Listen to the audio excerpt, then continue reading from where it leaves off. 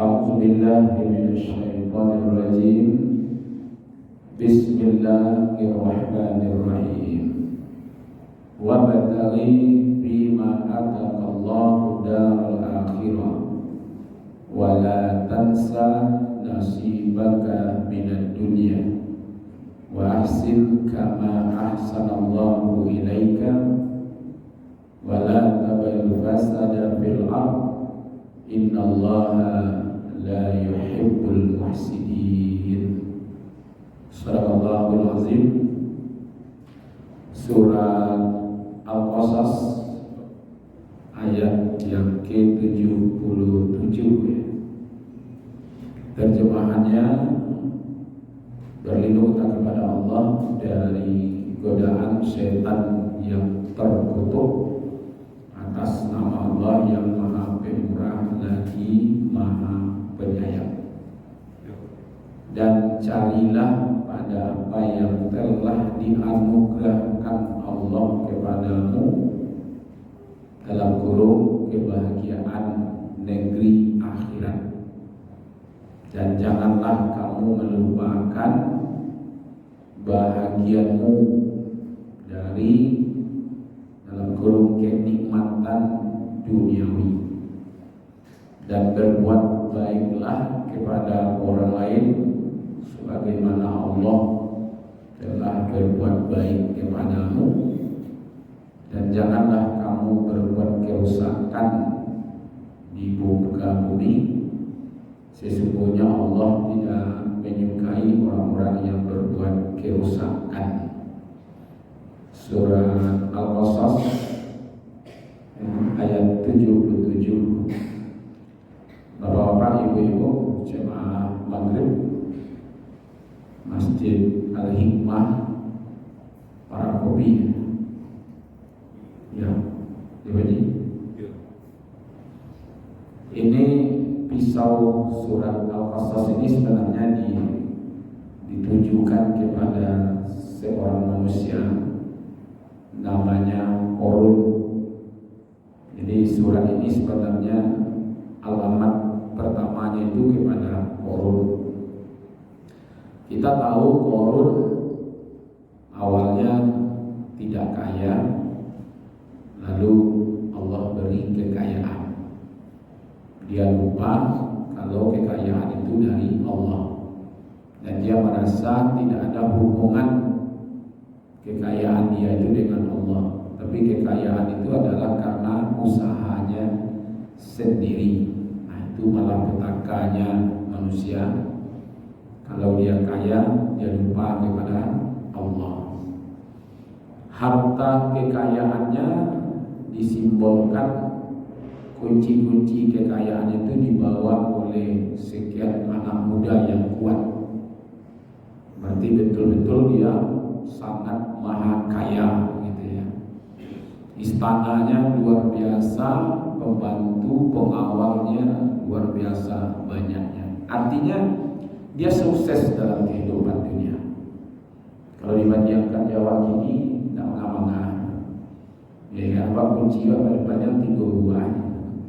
Ya kan, kunci pintu goce, pintu lekang, pintu bagah, ya kan. Kalau anak kunci luar biasa. Ternyata ayat ini ditujukan kepadanya.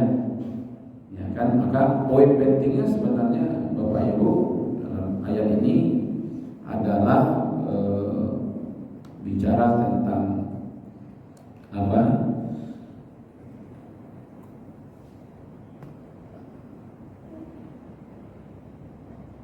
Carilah ya, apa yang telah dianugerahkan Allah kepadamu, yaitunya urusan akhirat ya.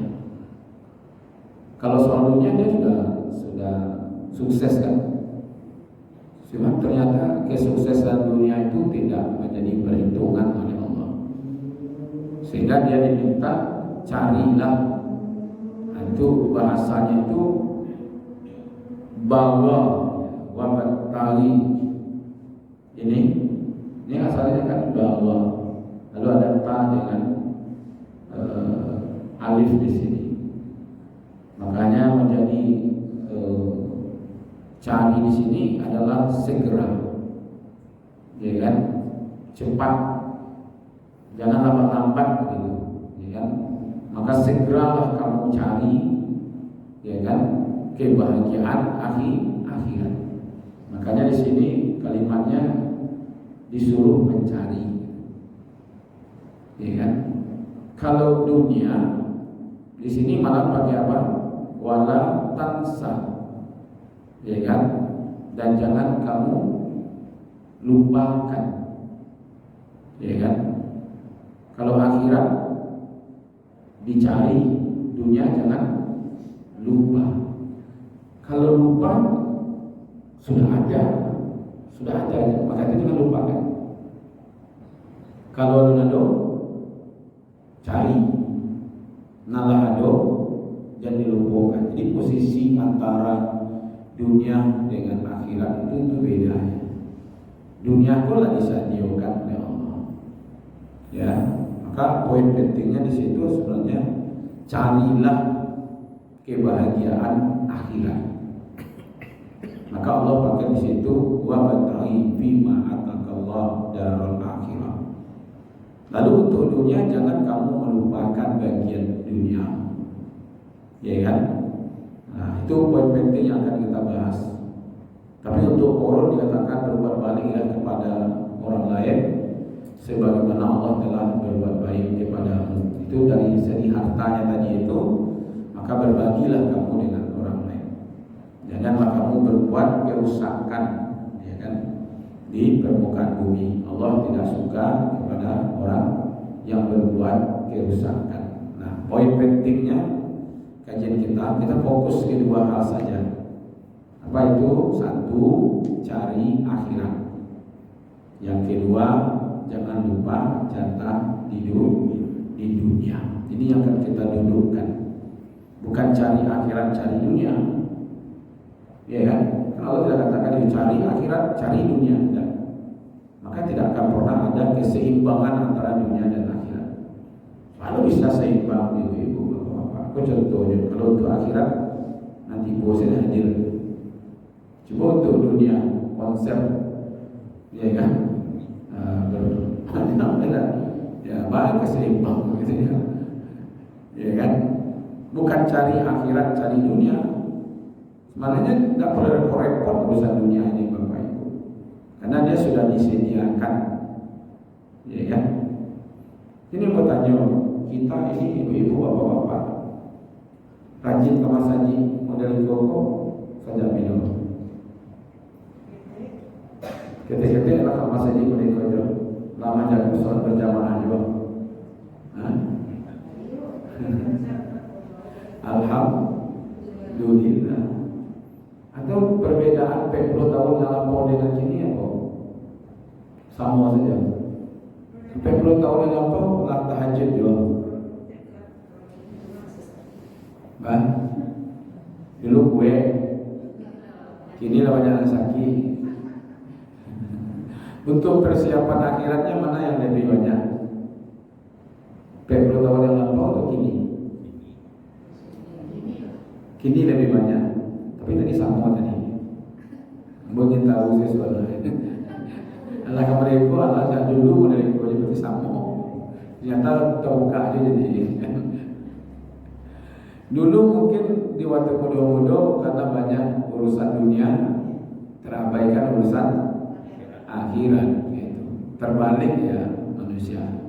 Itu makanya yang nampak ada kini dunia itu dikaca-kaca orang, tapi di akhirat kadang-kadang sisa-sisa waktu, ya kan? Ada hadis sebenarnya Bapak Ibu yang salah memahami gitu ya. Umpamanya ikmal lidunyaka ka'annaka ta'isu abada wa ikmal li akhiratika ka'annaka tamutu ghadda. Kan ada seperti itu tuh. Hiduplah kamu untuk duniamu seolah-olah engkau akan hidup selama-lamanya, dan berbuatlah untuk akhirat seolah-olah engkau akan mati besok. Pak, makasih itu. Kumpul duniamu sebanyak-banyaknya seolah-olah akan hidup selama-lamanya itu. berbuatlah untuk dunia. Kalau selesai, alhamdulillah. Kalau tidak selesai, waktumu panjang lagi. Ini kalau ada karajo untuk dunia, selesai hari itu, alhamdulillah. Kalau tidak selesai, besok masih ada kan? Besok masih ada, seminggu lagi masih ada. Itu makanya seolah-olah kau akan hidup selama-lamanya. Tidak selesai di awal dunia kau, Pak. Ada generasi berikutnya yang akan menyelesaikan. Yang capek lebih. Tapi kalau untuk akhirat, seolah-olah kau akan mati besok. Maka kini kau harus dibuat. Besok tak ada akan tulen itu maksudnya sebenarnya. Jadi kalau untuk akhirat malam kini tahajud, besok ada tentu hidup lain. Itu makanya kalau urusan dunia seolah akan lama kau hidup. Ya, nak selesai sawah kau kini Pak, besok ada gantu. Nak selesai rumah kau kini, besok ada gantu. Nak lawanan ada gantu, ada anak kau menyelesaikan. Kau nak jual saya gitu perasaan. Selesai je urusan dunia Pak. Tapi kalau untuk akhirat, dakwah kerajaan kau kini besok tentu lain. Karena tadi seolah-olah kau akan mati besok. Maka itu lehdo juga kesempatan untuk tahajud, ada kesempatan baca Quran, ada kesempatan untuk duha kerjakan, ada kesempatan untuk sholat sunat kerajaan. Dan tunggu besok. Besoklah untuk bersedekah. You lagi mati sampai besok. Kalau lama nanti terputus amal kita kan begitu kan. Begitu cara memahami hadis itu. Ya kan? Kalau tidak selesai urusan dunia, waktu panjang lagi. Tapi kalau untuk akhirat, jangan-jangan besok kita mati. Kalau mati besok, tidak ada yang terputus semuanya kan. Itu yang dimaksud di situ. Jadi kalau urusan dunia kita cerita di situ Bapak. Ahum yaqsimuna rahmata rabbika. Apakah mereka yang membagi-bagi rahmat Tuhanmu? Nak membagi-bagi itu siapa? Allah yang membagi. Ada yang banyak, ada yang sedikit, ada yang menengah, ada yang kayu, ada yang miskin, ada yang kelang menengah. Tapi kecil orang Minang kok kayu surah. Ya nak. Allah yang telah menentukan nahnu kata Allah di situ. Kami. Ya kan? Fasamna bainahum, kami yang menentukan di antara mereka kehidupan mereka. Ada kehidupan dunia, ada yang telah kami bagikan kebahagiaan atas mereka, dan ada juga kepada yang lain yang barabiah, ada yang kurang, ada yang barabiah. Ya kan? Agar sebagian mereka mendapat menggunakan sebagian yang lain. Tujuannya kalau seandainya Allah hadir sakiko samo sadonya, masing-masing satu nalayan lah punya modal dasar 10 miliar seorang. Sian tukang kabar sian lagi gitu. Nak mampu sampah ke komplek sian. Nak mangale sayu sian. Nah, nak adol depan. Ya amu ibu ngale sayu. Piti 10 miliar itu ngale sayu kan jual itu. Tak kadang mau Pak. Jadi ini adonan di bawah, ada yang di atas, ada yang ditinggikan, ada yang direndahkan supaya nyoba buta. Ya kan? Orang nan miskin butuh karajo, buku piti, orang kayu butuh ditolong sehingga terjadilah perputaran kehidupan dunia. Jadi Allah sudah membagi rezeki itu. Sebagian ada yang dilebihkan, sebagian ada yang kurang. Bagian kita itu tidak akan berkurang karena bahwa tidak pintar. Rasa kiawan tidak akan berkurang Pak. Karena awak malih, inilah ada rezeki itu sebenarnya. Ya kan? Sesuai dengan kondisi. Ya kan?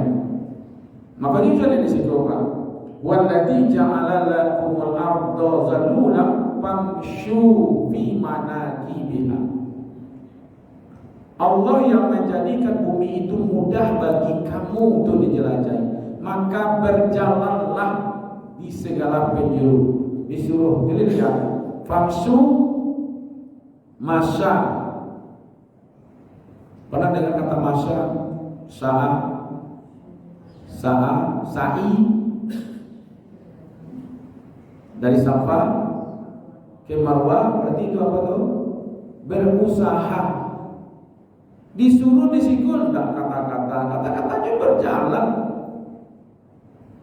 Maka berjalanlah kamu di seluruh dunia, makanlah sebagian dari rezekinya Allah. Itu makanya tamasya. Bahasa Arab itu apa? Tamasya itu. Tamasya itu jawab ini. Tamasya itu jalan-jalan.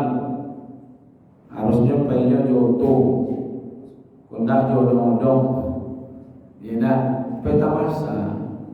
Tapi kalau dia pesawat itu tidak tamasya dan mau tidak. Ya nak. Berjalanlah kamu. Enggak berlari di seluruh Allah. Urusan dunia kau. Makanlah sebagian rezeki. Jadi untuk mencari rezeki itu cukup berjalan saja. Tidak kerja berkaja-kaja Pak. Jika kadang-kadang supir angkot untuk 2.000 sampai 1.000 yang kaja-kaja apa? Kita mau tahu ya keselamatan orang. Ya tak? Jadi kalau urusan dunia berjalan, rezeki sudah disebar oleh Allah, tinggal menyapu saja. Ya kan? Itu makanya di waktu anak Nabi Syuaib ya bertemu dengan Nabi Musa di waktu memberi minum domba, kan ditolong oleh Nabi Musa, anak muda waktu itu baru ditolong ambilkan air kan, sehingga selesailah capek pulang. Sampai di rumah ditanya oleh Nabi Syuaib, "Bapak capek?" Kece anak Nabi Syuaib yang perempuan itu tadi ada anak muda yang nolong ya, iya kan? Kece Nabi Syuaib, "Bapak undangnya pulang, bawa ke rumah." Dijemput juga dia. Bajalanlah, itu makanya masa itu. Istilahnya perempuan itu bajalan di mukohnya Nabi Musa itu dengan lemah lembut, dengan santai. Makanya ibu-ibu berusia kok jalannya capek atau santai? Itu kira berusia itu memang santai Pak. Enggak kancang-kancang, jalan kancang-kancang itu jalan laki-laki. Iya kan? Makanya kalau ada berusia berjalan kan rapi-rapi. Iya kan? Itu atau makanya masa namanya Pak. Iya kan? Nah itu. Jadi kalau urusan dunia itu ternyata begitu. Iya kan? Tapi ada orang yang terbalik Pak. Kalau urusan dunia ya kancang, tapi urusan akhirat ya lambe Pak. Pagi-pagi itu bak aja selalu itu jam 7 doang. Bak aja urusan dunia sendiri Pak. Ditakwin ceklok fingerprint benar tastor wajah. Nah, takwin macet takwin terlambat kerajo kan. Tapi kalau urusan akhirat Pak ini santai saja. Allahu Akbar, Allahu Akbar. Nah, dulu bagage maksudnya. Kalau kelemahan baca lihat Pak semenjak di rumah Mas Haji azan maghrib itu ada waktu tenggang. Ya, makanya langang orang Mas Haji di waktu azan. Iya benar. Karena masih ada waktu lagi. Itu kelemahannya Bapak Ibu. Kalau dulu tidak ada lagi waktu ketika azan tu, ini lagi bos ada Mas Haji kan.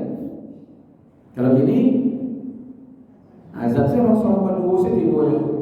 Pada diragu mana ada jemaah. Azan orang lalu orang tadi.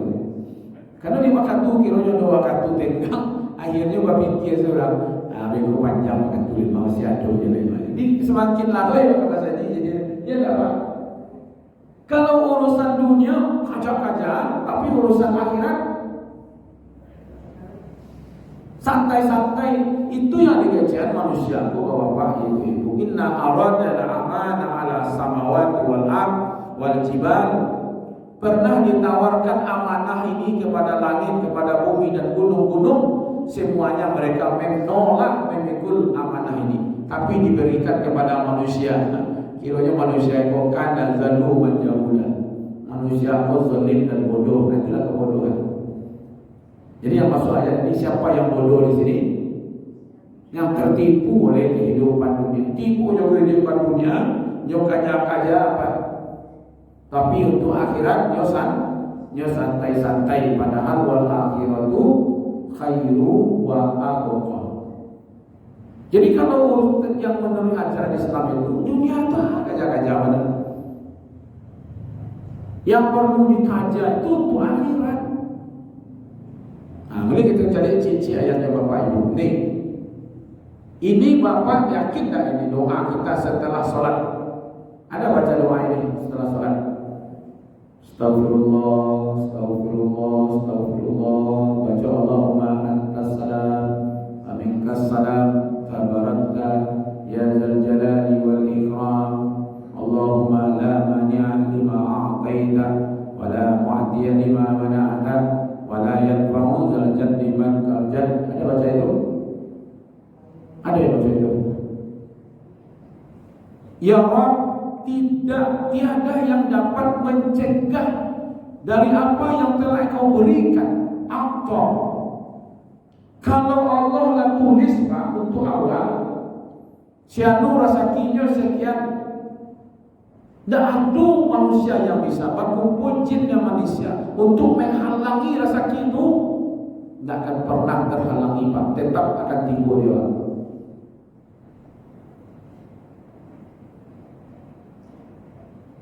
Lalu apa yang dikatakan di situ?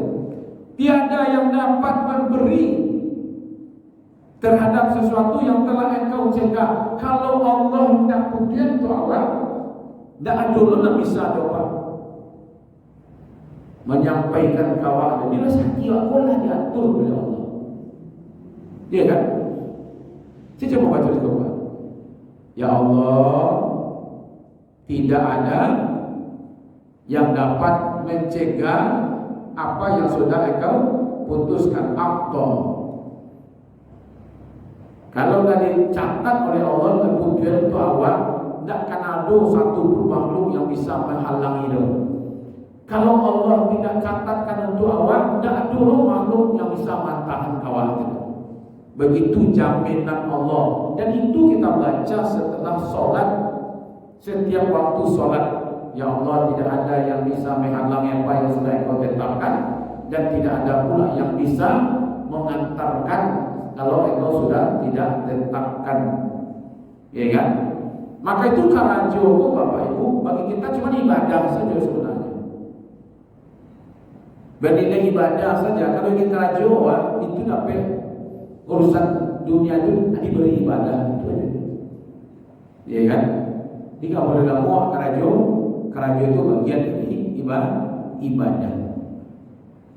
Usaha tidak menentukan hasil. Itu yang perlu kita pahami. Kalau kerja keras yang menyebabkan orang sukses, tentu ikut pada dulu Pak, tukang kuli bangunan. Itulah intinya namanya. Kalau dia nampak itu. Ternyata tukang lebih tinggi gajinya daripada pekerja. Nampaknya gajinya nama.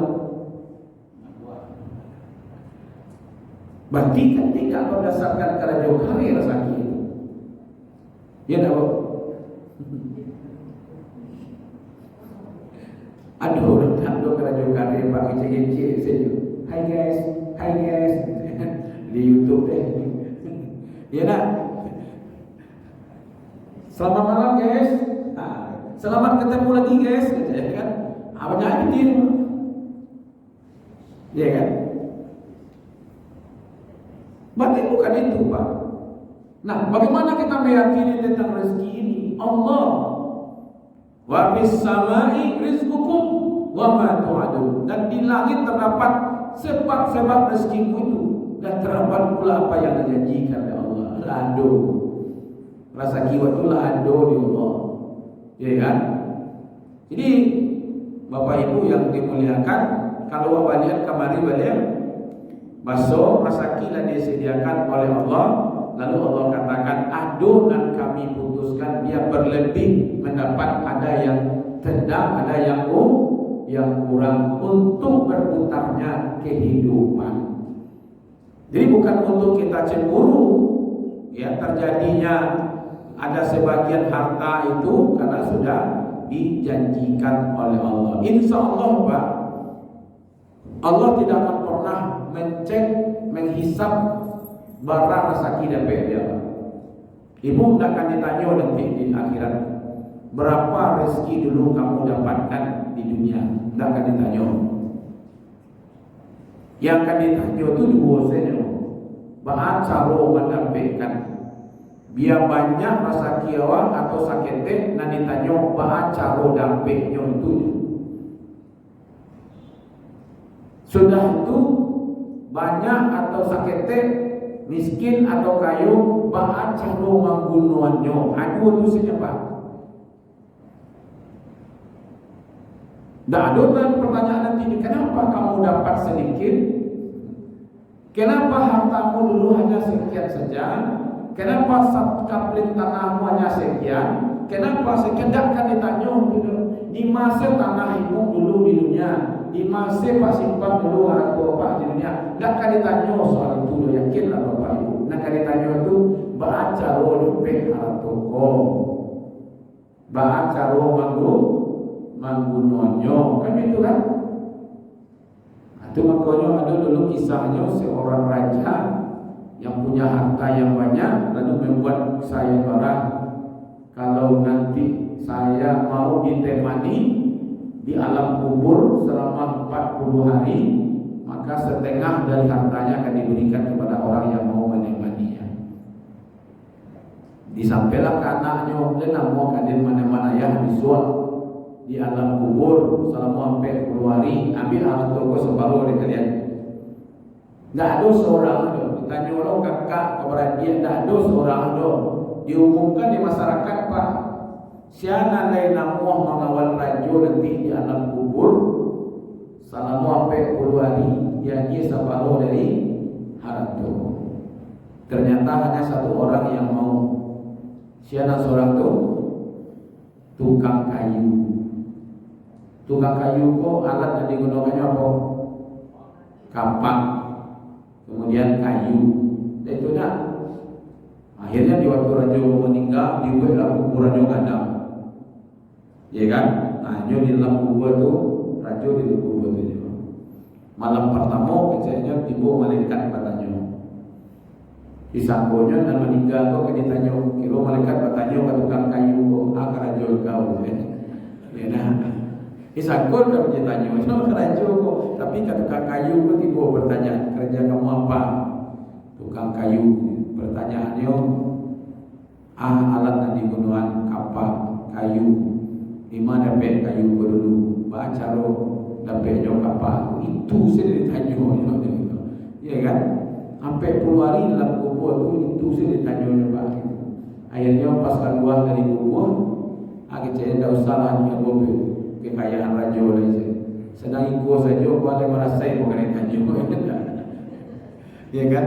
Kapak saya ratunya Pak jo kayu, ada merasai kan tanya Pak. Abang lo bertanggung jawabkan pinti sebanyak kok.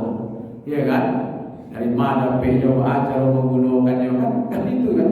Nah, itulah barangnya Bapak Ibu. Jadi bukan jumlahnya. Ya kan? Tapi cara mendapatkan dan cara menggunakan gitu ya. Karena begini Bapak Ibu, barapun harta awak tetap Pak najatah awak saja yang bisa awak pakai. Ya, najatah awak saja bisa pakai. Kalau lah habis jatah awak idiwa habis, kira Bapak Ibu. Kalau ada tersisa awak harta Pak, itu tandanya dah awak.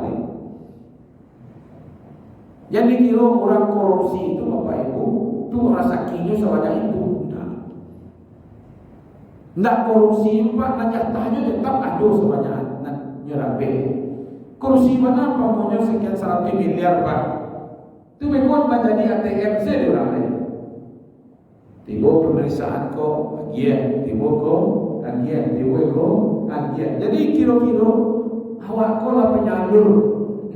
Ya kan, menjadi ATM saya Pak. Biko makan tilo pejabat si A nyolong memeriksa oleh Pak. Lah lain lo kamu lain. Kalau tidak ada binti itu mati lain, dia ke, makanya bisa lama jadi tersangka bapak ibu, iya kan? Tersangka kok bisa lama kan?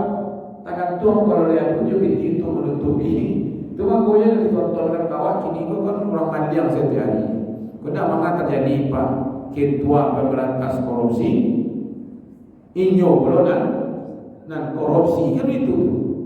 Ya kan? Ini kondisinya Bapak Ibu-ibu yang dimuliakan. Maka itu sebenarnya bagi kita soal rezeki tidak perlu ada kesombongan, tidak perlu ada kedengkian, karena jatah lah ado. Awak dengan dengki orang, ya jatah lah ado. Bara jatah di dunia ko lah ado. Oh kayu orang pada awak dengki orang dah ado ya bunuh. Tumpah-tumpah tu makanya orang yang dengki itu al-hasad yaqulul hasanah kama naqulul fatab. Dengki itu akan memakan kebaikan kita sendiri seperti kayu bakar membakar api. Api membakar kayu bakar. Tidak perlu dengki jauh. Tidak perlu kalau dapat harta itu sombong tidak perlu. Kenapa? Karena jatah kita sudah ada masing-masing pak. Ya kan? Walaupun samo karajiwa sakit tentu samo dia. Iya benar. Samo dosen pak, samo profesor, samo pedagang, samo pengusaha. Kecapa samo hasilnya.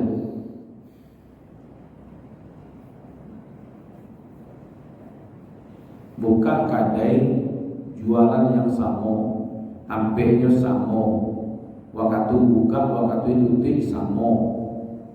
Kira-kira juga dihitung sore sama ada hasilnya.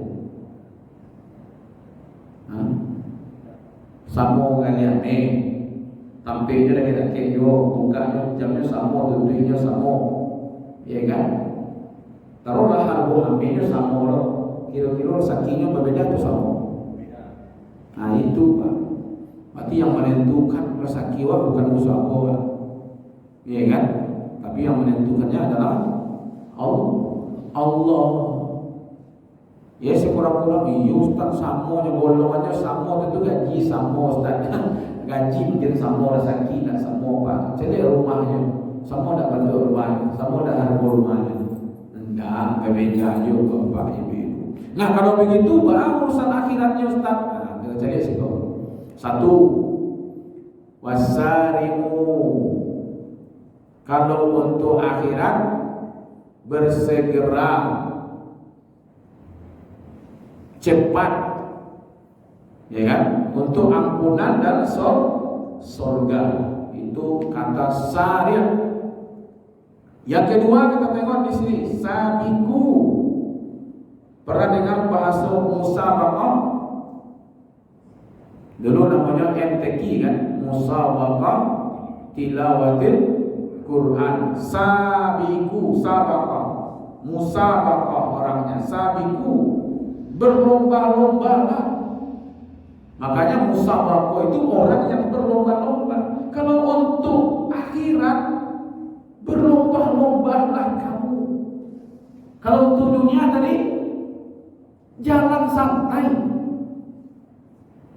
Kalau untuk akhirat, sari'u, musabaqah, sabiku, berlomba-lombalah kamu kepada ampunan Tuhanmu. Barang luar biasanya Pak. Untuk akhirat berlomba-lomba, berkaca-kaca, buat tanda-tanda orang untuk akhirat. Untuk nomor berapa? Sabiku berlomba-lomba. Untuk nomor, kalau pertanyaan itu untuk nomor berapa? Untuk nomor 1 kan? Iya Bu.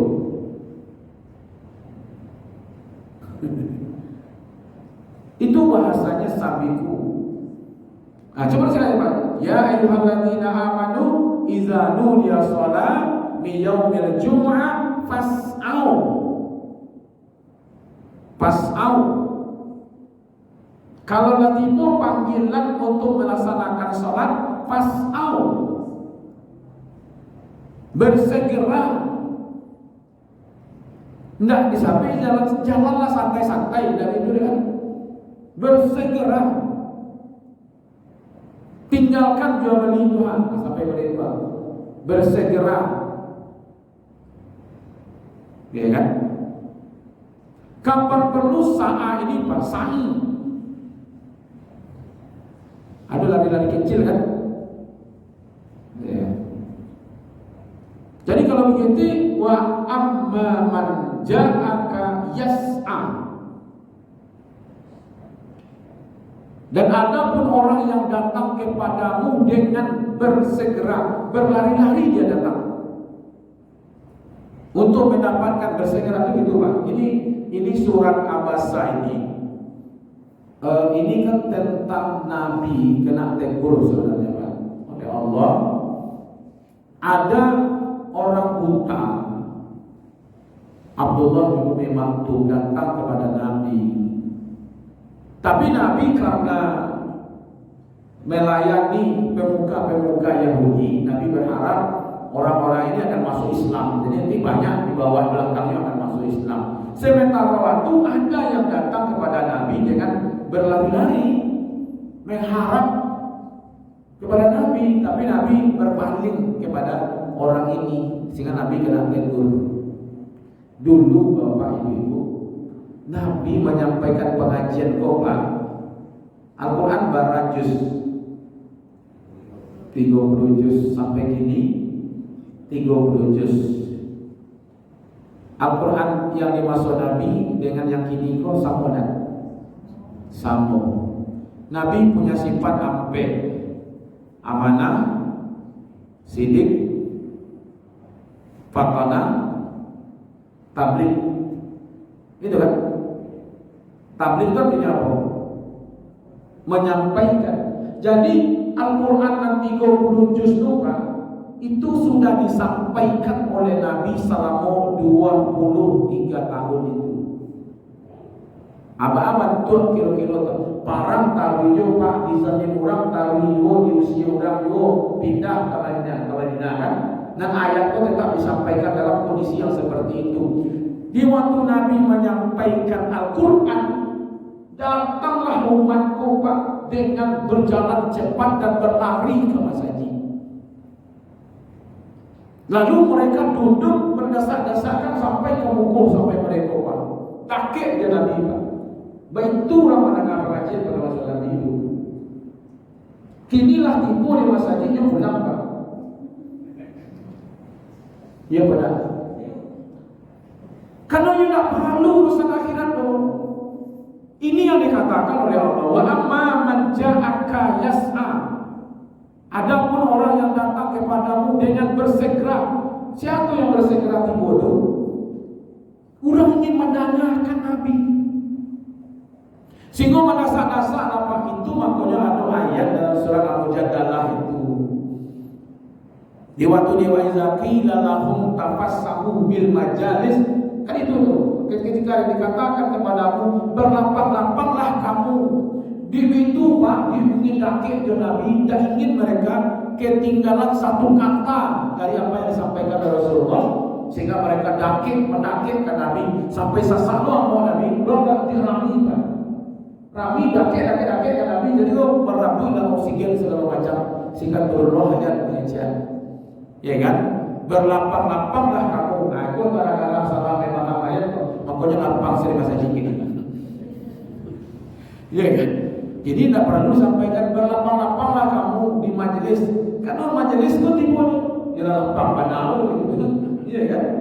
Ini maksudnya Pak, kalau seandainya wa amma man ja'aka yas'a, dan adapun orang yang datang menghadap kepadamu itu dengan bersegera untuk mendapatkan pengajaran Tuhan. Timbulnya capek ke masjid. Iku kadang-kadang ada pengajian, bapak-bapak, ibu-ibu, datanglah ke masjid naik, ustaz awak lah tiba. Ada tak pengumuman gitu? Nah itu yang dikatakan tadi Pak, zuluman jahula. Manusia itu zalim dan bodoh kata Allah. Tiba urusan dunia juga kaca-kaca, tiba urusan akhirat nyoba lalai-lalai. Padahal yang akan dia terima itu yang paling hebat itu akhirat. Ya kan? Maka itu pengajian Nabi, ya kan? Pengajian-pengajian ini diimbali sebenarnya Bapak Ibu, itu nilainya 1 tahun sholat malam aja, bayangkan. Imam Syafi'i itu Pak memilih tidak sholat malam ketika membahas satu hadis, bayangkan.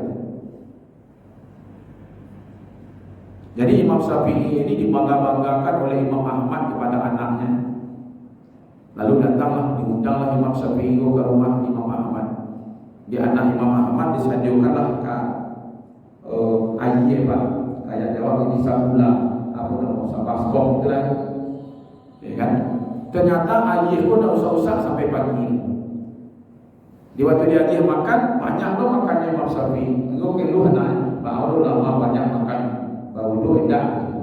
Akhirnya ditanya kepada Imam Syafi'i langsung. Kenapa beliau tidak menggunakan air? Karena beliau satu malam itu adalah membahas hadis sampai pagi, dan beliau tidak sholat malam, dan wudhunya tidak batal Pak. Dengan wudhu itulah beliau sholat subuh.